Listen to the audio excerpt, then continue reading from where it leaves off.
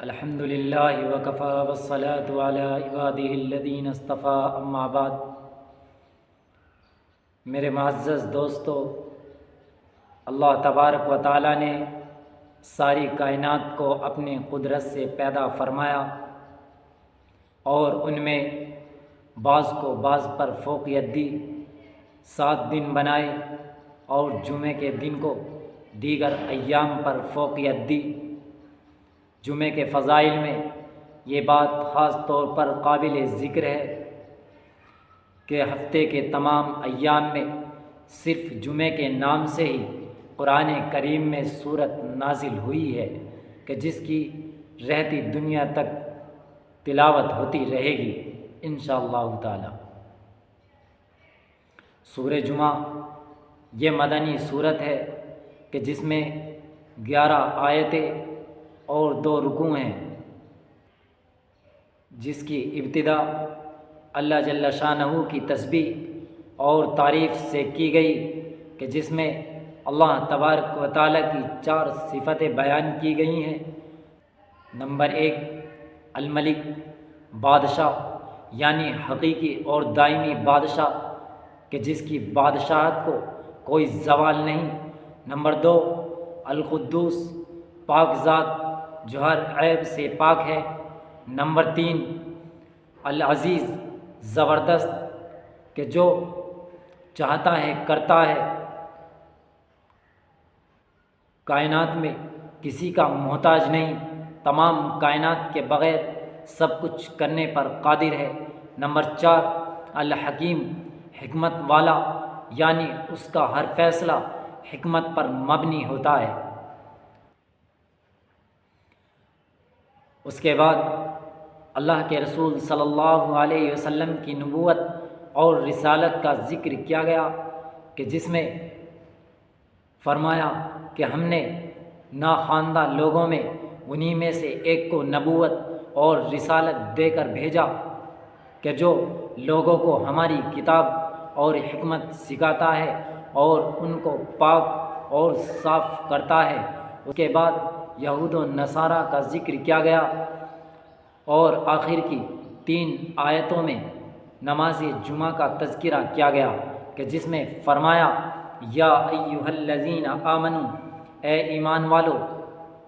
اذا نودی للصلاۃ، کہ جب نماز کے لیے پکارا جائے، من یوم الجمعہ، جمعے کے دن، یعنی جمعے کی نماز کے لیے پکارا جائے، جمعے کی نماز کے لیے اذان دی جائے، فاسعوا الی ذکر اللہ، تو اللہ کے ذکر کی طرف دوڑو، وذروا البیع، اور خرید و فروخت اور تمام امور کو چھوڑ دو، ذالکم خیر لکم ان کنتم تعلمون، یہ تمہارے لیے بہتر ہے اگر تم جانتے ہو۔ اس کے بعد دوسری آیت میں کیا فرمایا؟ فرمایا فَإِذَا قُضِيَتِ الصَّلَاةُ، کہ جب نماز سے فارغ ہو جاؤ، فَانتَشِرُوا فِي الْأَرْضِ، تو زمین کے اندر پھیل جاؤ، وَابْتَغُوا مِن فَضْلِ اللَّهِ، اور اللہ کے فضل کو تلاش کرو، یعنی رزق حلال تلاش کرو، وَاذْكُرُوا اللَّهَ كَثِيرًا، اور کثرت سے اللہ تبارک و تعالیٰ کا ذکر کرتے رہو، لَعَلَّكُمْ تُفْلِحُونَ، کیوں؟ تاکہ تم کامیاب ہو جاؤ۔ اس کے بعد میں تیسری آیت کے اندر کیا فرماتا ہے؟ اللہ تبارک و تعالیٰ فرماتا ہے وَإِذَا رَأَوْا تِجَارَةً، کہ جب آپ تجارت کو دیکھتے ہو، أَوْ لَهْوًا انفضوا، یا کھیل تماشے کو دیکھتے ہو تو اس کی طرف متوجہ ہو جاتے ہو، وَتَرَكُوكَ قَائِمًا، اور اپنے رسول کو اکیلا چھوڑ کر چلے جاتے ہو۔ آگے اللہ تعالیٰ فرماتا ہے قل، اے نبی آپ ان لوگوں سے کہہ دیجئے ما عند اللہ خیرا، کہ جو اللہ تبارک و تعالیٰ کے نزدیک، جو اللہ تبارک و تعالیٰ کے پاس موجود ہے،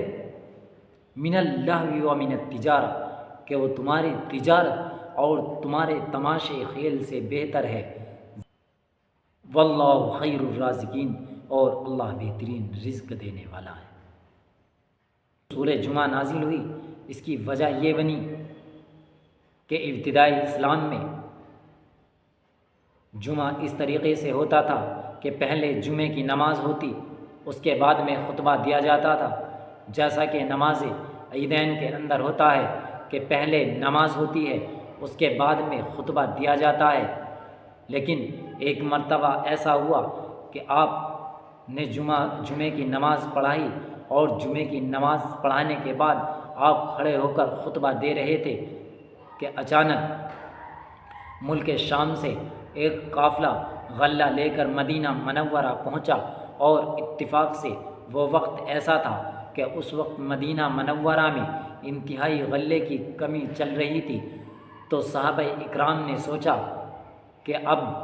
چونکہ نماز تو مکمل ہو چکی ہے، اب ہم غلہ لے لیتے ہیں، کبھی ختم ہو جائے اور ہمیں غلہ نہ ملے۔ چنانچہ تمام صحابہ اکرام مسجد سے اٹھ کر غلہ لینے کے لیے وہاں سے نکل گئے۔ صرف مسجد کے اندر 12 صحابہ موجود رہے، لیکن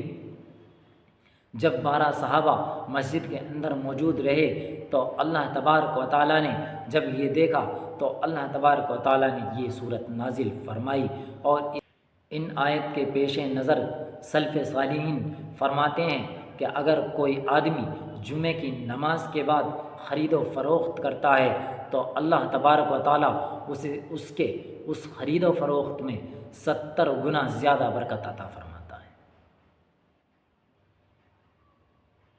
جمعے کی فضیلت کے بارے میں اللہ کے رسول صلی اللہ علیہ وسلم نے ارشاد فرمایا کہ جمعے کا دن تمام دنوں کا سردار ہے، جمعے کا دن ہے۔ اللہ تبارک و تعالیٰ کے نزدیک سب سے زیادہ عظمت والا دن وہ جمعے کا دن ہے، اور اس جمعے کے دن کے بارے میں 5 خاص باتیں ہیں۔ نمبر 1، اسی دن حضرت آدم علیہ السلام کو پیدا کیا گیا، اسی دن حضرت آدم علیہ السلام کو زمین پر اتارا گیا، اسی دن حضرت آدم علیہ السلام کو موت دی گئی، اور اسی دن ایک گھڑی ایسی آتی ہے کہ جس کے اندر بندہ جو بھی دعا مانگتا ہے اللہ تبارک و تعالیٰ اس کو ضرور بالضرور قبول کرتا ہے، بشرطے کہ حرام چیز کا سوال نہ کیا ہو۔ نمبر 5، پانچویں چیز کیا ہے؟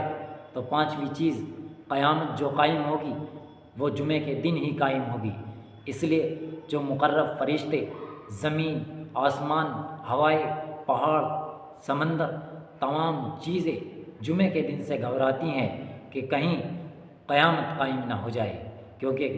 قیامت جو قائم ہوگی وہ جمعے کے دن ہی قائم ہوگی۔ اب رہی بات یہ کہ وہ گھڑی کون سی ہے کہ جس کے اندر جو بھی مانگا جائے اللہ تبارک و تعالیٰ وہ اپنے بندے کو عطا فرماتا ہے۔ تو دیکھیے اس کے بارے میں مختلف روایات ہیں، لیکن 2 روایت، ایک مسلم شریف کی ایک حدیث ہے کہ جس کے اندر اللہ کے رسول صلی اللہ علیہ وسلم نے فرمایا کہ وہ گھڑی خطبہ جمعہ کے شروع ہونے سے لے کر نماز کے مکمل ہونے تک ہے، اور دوسرا ایک حدیث میں ہے کہ وہ گھڑی جو ہے وہ عصر کے بعد کی گھڑی ہے۔